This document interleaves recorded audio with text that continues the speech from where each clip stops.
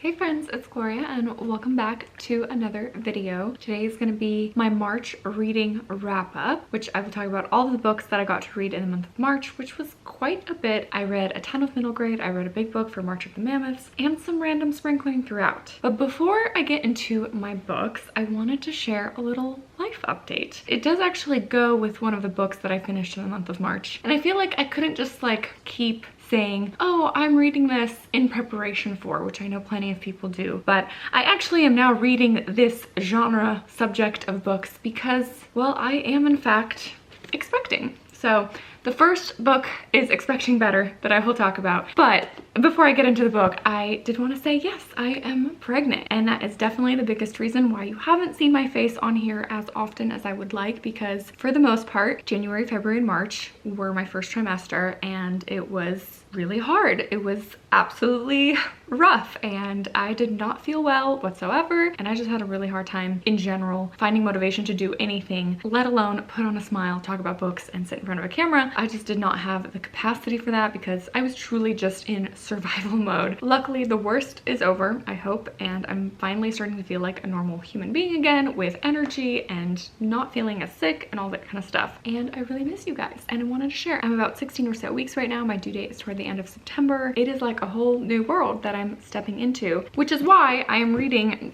not just one, but so many pregnancy books. Let's get into the books. I'll start with this pregnancy books and some pregnancy books in general that I'm in the middle of, and then we'll get into the other categories. I will have everything divided below if you want to skip around and aren't interested in some of these topics. But starting off with Expecting Better by Emily Oster. This is definitely on the top of the list of pregnancy books you need to read. And my husband and I started reading this in the month of November before bed, a few chapters here and there. We finally finished in March. And let me tell you, I am definitely in the minority with this book. Everyone loves this book. Everyone loves this author and her other book, Crib Sheet, which is about parenting. And I just could not get along with this author's writing style. For the most part, this book is extremely research heavy, and it just breaks down study after study after study. I like stats and I'm learning about things, but pages and pages of research and the minutia of how those studies were done are just mindlessly boring to me, and I didn't really jive with that. I'm so much more of an anecdotal person when it comes to, at least what I'm noticing about pregnancy. I like to have the author's voice and her experience come through, and there was a little bit of that, but for the most part, this author just came off so pretentious, so arrogant, like she knew it all. She's an economist, and so she went into this book and this topic when she got pregnant,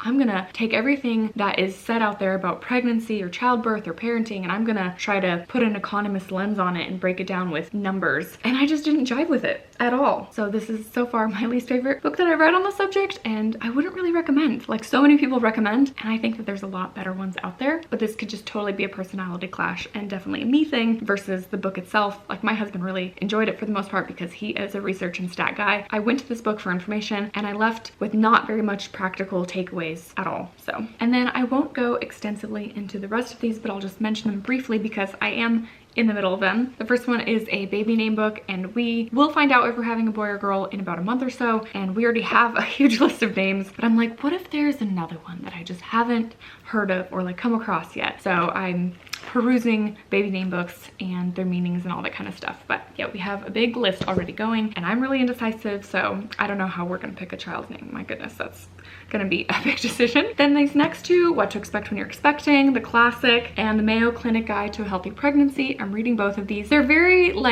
textbook, there is definitely no author's voice in here. These feel like general pregnancy textbooks, that you would read in school. Not that you would read these in school, but they feel like school textbooks on the subject matter. I feel like I'm getting a lot of the same information that's in here in my pregnancy apps that I have on my phone. They're just more condensed, more interesting, here's some fun facts about what's going on, versus these are a lot of information on week by week kind of things. Still good resources, just not the best books ever. And one that I'm really loving because I feel like the author's voice is in here. There's so many different perspectives, and there's so many different kind of topics covered that are not just in the general pregnancy books, and that is the Mama Natural Week by Week Guide to Pregnancy and Childbirth by Genevieve Howland. I'm reading this one through as well, and there's just a ton of really interesting information in here. So yeah, those are some of the pregnancy books I've read and I am reading, and the life update. Since I'm feeling much better, hopefully you'll be seeing my face around here a lot more because I am reading a lot and I want to make videos, and I'm finally feeling good again. So there's that. Since those pregnancy books were nonfiction, I'll jump into another nonfiction cookbook. I mentioned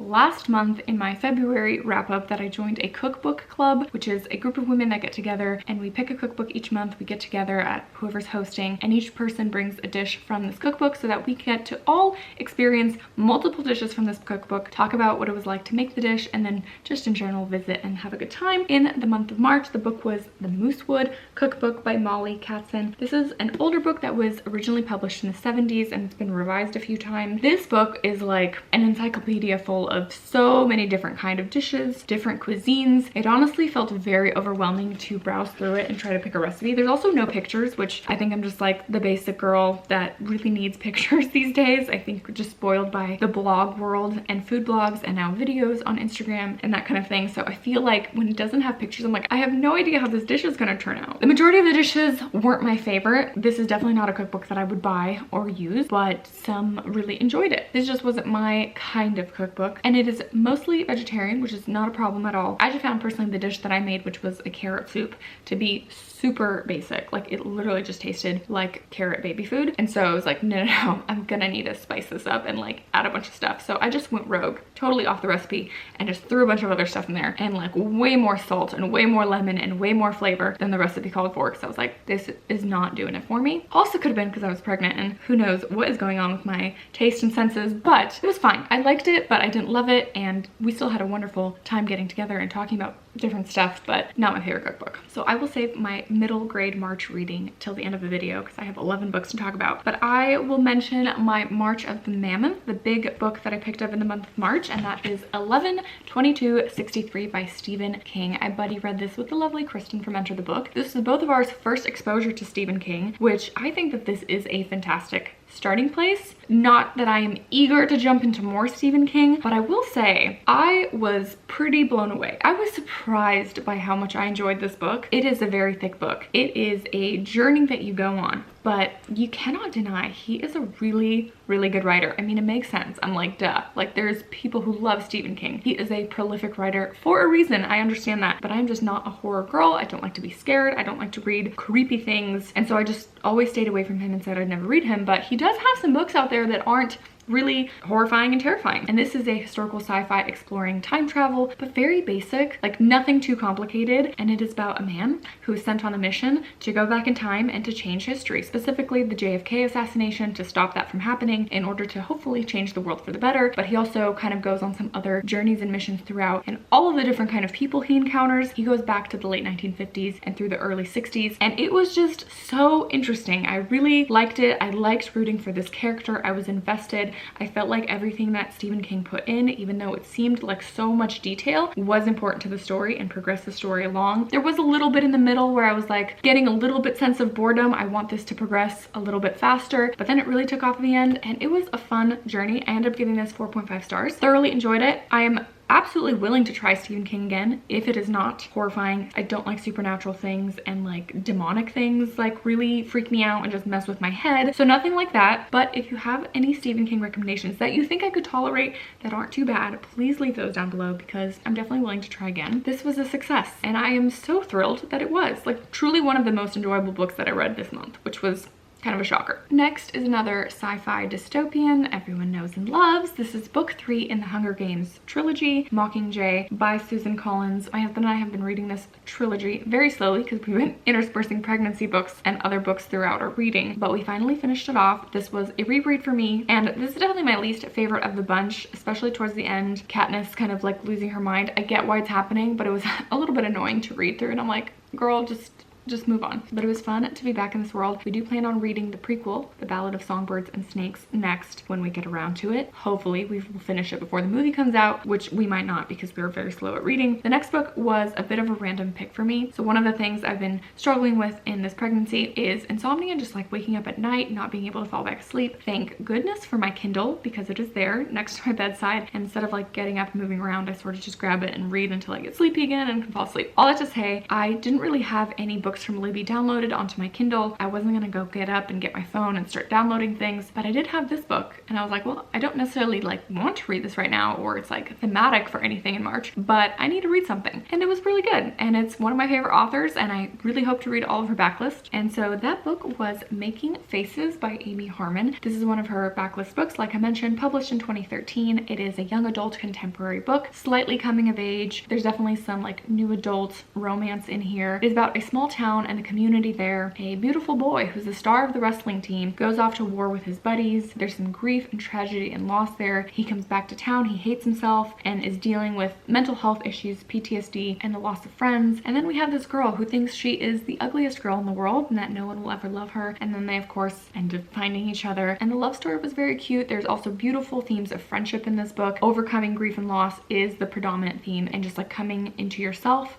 figuring out yourself, and really loving yourself. This has a slight theme of like Beauty and the Beast kind of retelling vibes, but obviously in contemporary times. Overall, enjoyed my time with it. I gave it 4 stars. I think if I read this as a teenager, I would have been all about it. There were definitely some like eye-rolling kind of cringy parts in here. Specifically, every single time that the characters are ever talked about, every single chapter, their physicality is described, and it's always how tiny, teeny tiny and small she is, and how big and large and tall he is. And it's like that whole trope, I've heard it before from other booktubers who read contemporary romances, of like the big strong dude and the teeny tiny little petite girl, and just how like their size is this thing that like keeps being described over and over and over again. So besides that slightly annoying kind of descriptor over and over again, and just some like, you know, teenage romance cringy things that aren't terrible but are prevalent in the book, I really enjoyed my time with this one. Glad I checked another Amy Harmon off the list. Speaking of Amy Harmon, I read another one of her books in the month of March. That is her newest book, A Girl Called Samson. So if you were an Amazon Prime member, towards the beginning of the month of March, you were able to download this book for free before its publication date, which was April 1st. So this book is published and has just been out for about a week or so, but I got to read it a little bit early. A lot of Amy Harmon's books previously are more contemporary, or she even writes some sci-fi and like dystopian culty books, but right now she's definitely in her historical fiction stage, which I'm not mad about because it's my favorite genre. And this book was also tremendous. It wasn't quite perfect in terms of how much like I loved Where the Lost Wander, but it was a really good book and I totally enjoyed my time with it as well. This book is set during the American Revolutionary War. It follows a main girl who grows up in indentured servitude and working for a family, and she definitely has the I'm not like other girls thing going for her, where she doesn't feel girly, she doesn't really want to get married, she always feels like tomboyish, and she's a hard worker. The American Revolutionary War breaks out. She really wants to do her part, so she decides to disguise herself as a man and enlist in the army. And so a big portion of the book is her time being a soldier in the army. And what I really loved about that phase of the book, and just totally worked for my personality, is I'm a detail-oriented person and I want to know the details of how things worked. For example, the author did not shy away from how this girl was able to bathe, how she was menstruating during this time and like had to hide it, and how she kept having to disguise herself and her body to not be found out. But she also was a really good soldier, and so she gets noticed by a captain, ends up becoming his aide. Eventually she gets found out, feelings develop. That was like the unrealistic part. I'm like, oh yeah, like this would ever happen, but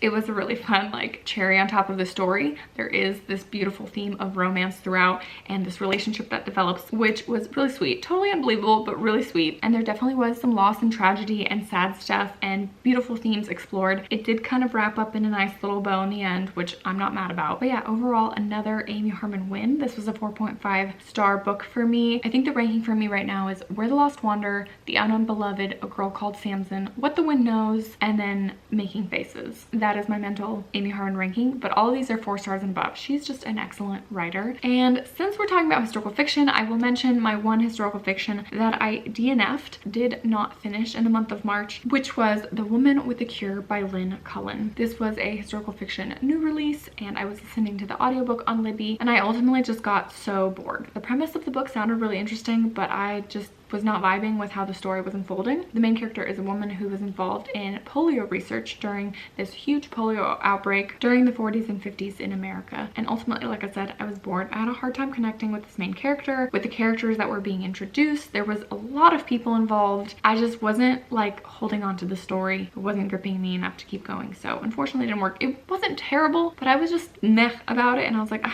really don't want to keep going. I have so many other books that I want to read. And at that point, middle grade March had started, and I was like, okay, I have other books that I'm excited for not excited about this one, so didn't really work for me, unfortunately. And now to end with my huge stack of middle grade. I am going to start with my least favorite to my favorite. And for the most part, I only had one favorite stand out. Top of the stack, absolutely loved it. The majority of these were 3 stars that were just like in the middle of the road. Meh. I liked them fine. They weren't very memorable to me. I have some unpopular opinions because a lot of people love. And then I had a few that I really didn't actually like at all, kind of disliked the vibe. So let's start with least favorite to favorite in middle grade. The first one is Paper Wishes. This is a historical fiction about a young girl in a Japanese internment camp in the US when World War II breaks out. Unfortunately, this was just so simple to me. This is definitely on the younger side of middle grade. I truly feel like this book was written by a 8 to 10-year-old. It was so basic, and I didn't really feel like I learned anything new about the Japanese internment camp experience. Mostly what I remember from this book is one of the first books I read is this girl that's just obsessed with having her dog in the camp with her, and that can't happen, and she just keeps hearing her dog or wishing her dog was there with her, and I was just like,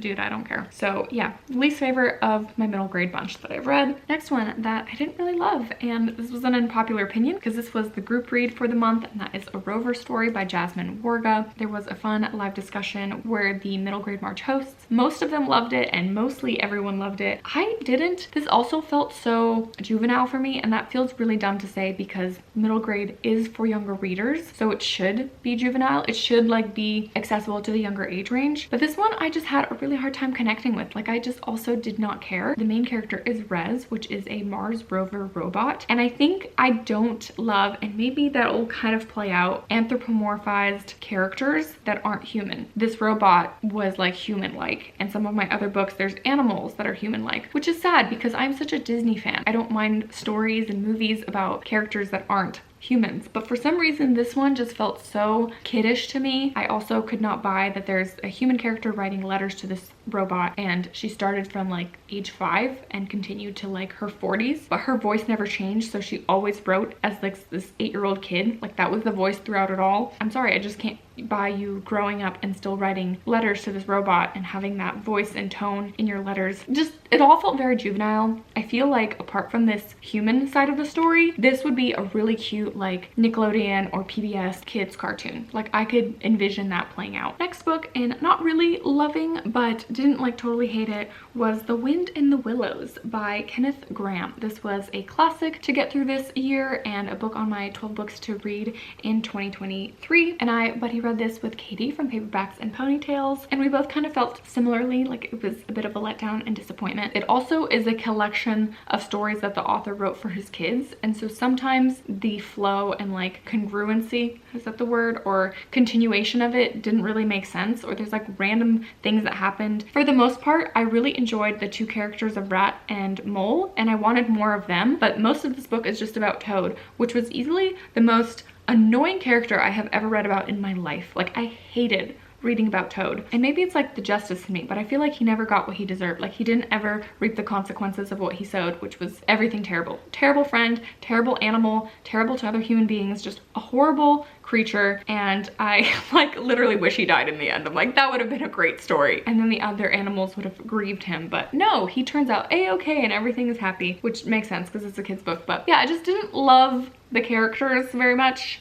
For a classic, wasn't my favorite. Next up, I have The Secret of Nightingale Wood by Lucy Strange. I picked this one up for Buzzwordathon specifically because I need a book with secret in the title, and a lot of people had given this quite high ratings. I ended up giving this 3 stars. I also thought it was just fine. This is a book set in 1919 about a young girl that moves with her family to a house in England in like the countryside, and the family is reeling from the loss of a family member. The parents lost a son, she lost her brother, and her mother has kind of gone off the deep end, and there's this terrible evil doctor that thinks she's hysterical, and he really wants to put her in like an insane asylum and do experiments on her, and he keeps her locked up in a room. He also thinks that this young girl is struggling and he wants to give her medication, and there's just like all of these factors at play that are kind of ripping this family apart, and this young girl has to deal with it, and it is so depressing. Like 99.9 of this book was absolutely depressing, and I would never recommend reading this to a child or letting the child read it. It just was so sad. Like I just feel like it was way too heavy. Of course, in the end, everything kind of like wraps up nicely like it does in middle grade, but it just took way too long to get there. I feel like we needed more glimmer of hope early on in the story, or at least some sort of like comedic relief. There needed to be something. There needed to be some hope and some relief, and there really wasn't.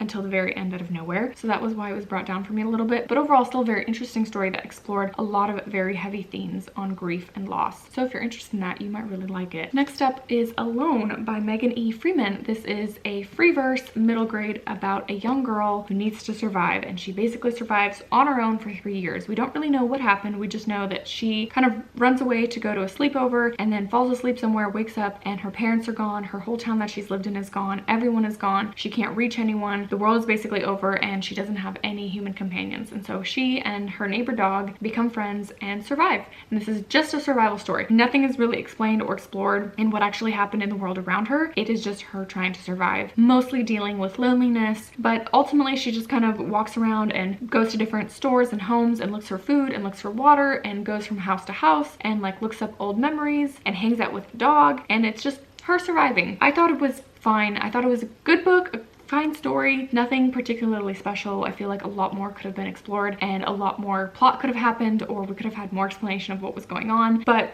I guess this was a pretty accurate description for this character and her age group and what she would have done, or what a character her age would have done in her circumstances. But yeah, didn't love it either. Another book that was also just fine, liked it fine, and that was Forget Me Not by Ellie Terry. This is all about a girl who has Tourette's. It doesn't really tell anyone that she has Tourette's, and her mom keeps saying like, don't tell anyone that you have Tourette's. So just act like you're normal. And of course, I think with Tourette's, the more you try to suppress it, the more it comes out. And so she moves to this new town, joins a new school, and everyone thinks she's absolutely weird and like this super strange girl. But her neighbor boy, who also goes to the school, has a crush on her, but at the same time also wants to like be cool with his friends. So he kind of treats her poorly in public at school, but then behind the scenes, like at home, he wants to be friends with her and kind of likes her. So it's about their friendship and kind of her relationship with her mother. Her mother's a pretty terrible person. So there's that. And that's kind of all that happened. It's about like 1 year of school maybe, and then she moves in the end. And it's just her experience with that. Again, I wish there was more explored, unpacked. Next up, I picked up Otter by Katherine Applegate. This was another popular read that so many people were reading, and I think every